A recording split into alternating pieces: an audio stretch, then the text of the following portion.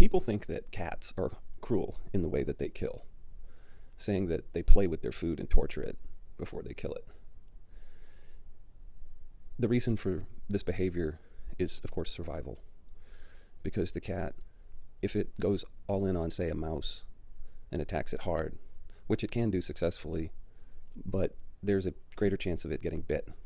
And so it just wants to wear that mouse down and not put it into a serious fight or flight condition wherein it might make a stand and injure the predator, because a predator can't afford to get injured.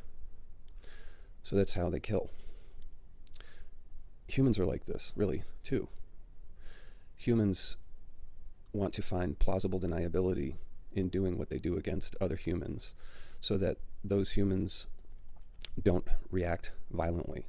It's essentially the slowest way to kill that gets no response because the people being killed don't perceive that they're being killed. I used to be into gambling, not in a bad way. I did it as a hobby while it was legal for me to do and easy for me to do. This was maybe 20 years ago. Anyway, I used to read books about gambling. And one concept I came across was something called the Fundamental Theorem of poker, which, to the best of my knowledge, was invented by a guy named David Sklansky, with a Y. Anyway, the Fundamental Theorem essentially says that the best strategy in poker is to always have your opponent doing the opposite of what they should be doing from an expected return perspective. Meaning it doesn't matter exactly what outcome this hand brings, but was the behavior in that hand the highest expected return, the set of decisions that would, if played out over and over like Monte Carlo, thousands of times, would yield the highest expected return.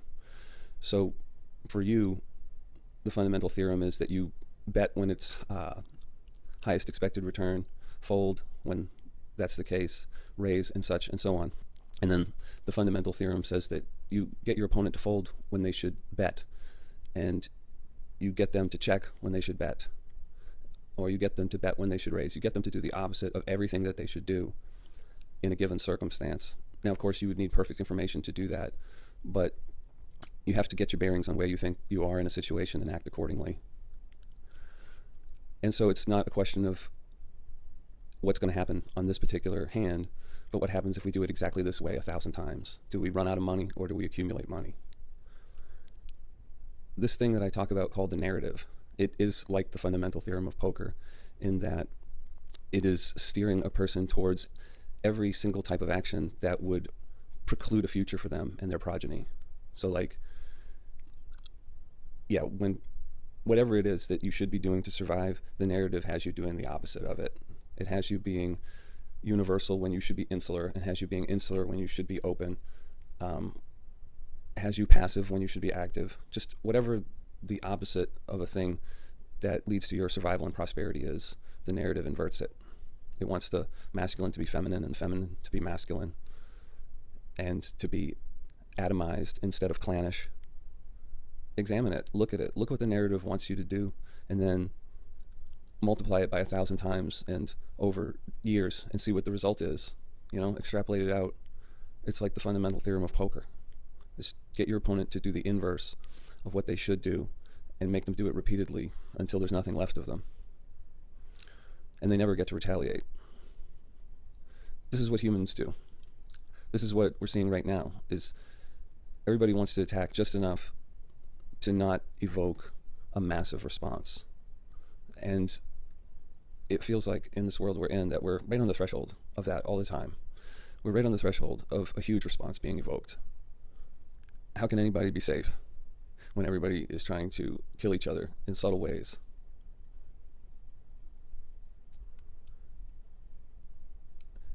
I can only point to one state of being, the state of being from which we operate. There's a state of being that leads out of the condition from which this unconscious behavior is perpetrated. But it's like an uncommon thing. It's not something one could hope would be ubiquitous.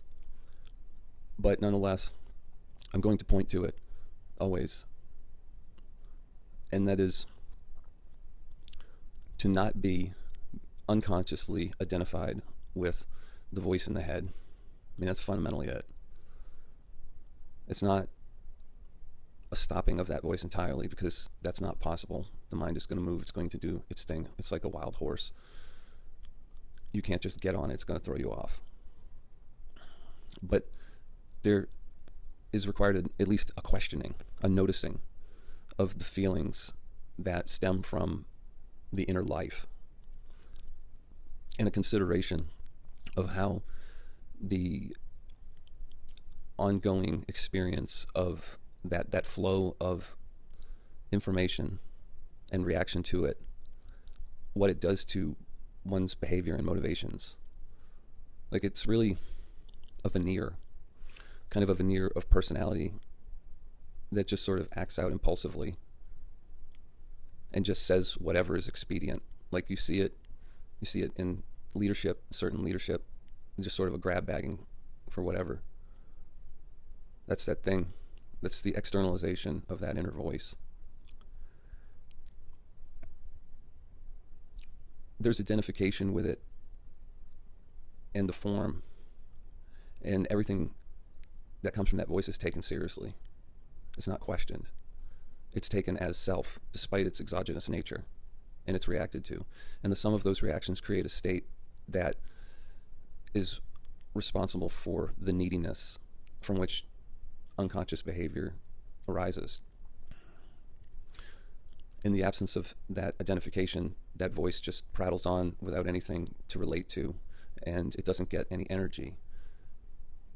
It's like a wheel with broken gears. It can spin, but it has no reciprocal teeth to meet it, and therefore there's no inner movement.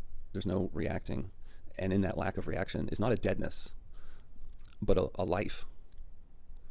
A life in abundance, a life that was previously consumed by the parasites, the forms in consciousness that vie for the energy that follows attention, to consume it and transmute it to their level, and thus bring the energy body down to a level equal to those lower astrals.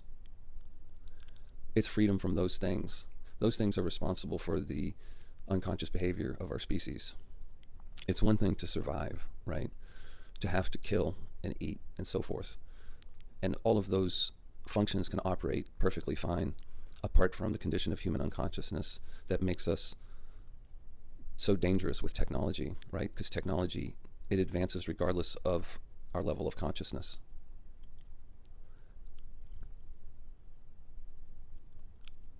That identification with that voice makes us manipulable because we just accept information, right? We just accept the soup of information in which we are immersed. And that's why we're so easy to influence. It's like you can program somebody against their own self-interest, and they'll become identified with that programming just by sort of osmosis, just by being exposed to it. That's the way we are. We really are that way.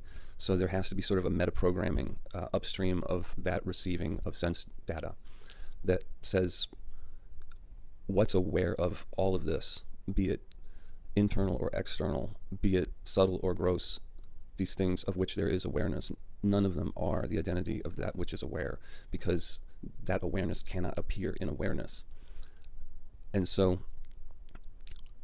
there is nothing that can lay legitimate claim to that mantle of self.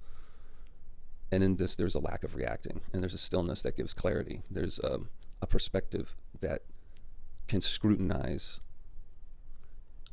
the intention behind information and kind of apply this fundamental theorem. This fundamental theorem of what if I do this 1,000 times and for my life, and what if everybody did this? What would the world be like? Would it be everybody killing everybody? Would it be everybody hemmed off in their own little pen to be controlled and exterminated?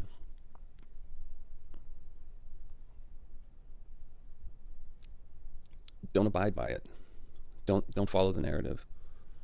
Be free from it. Don't be loyal to just whatever ideas are pushed out through the media.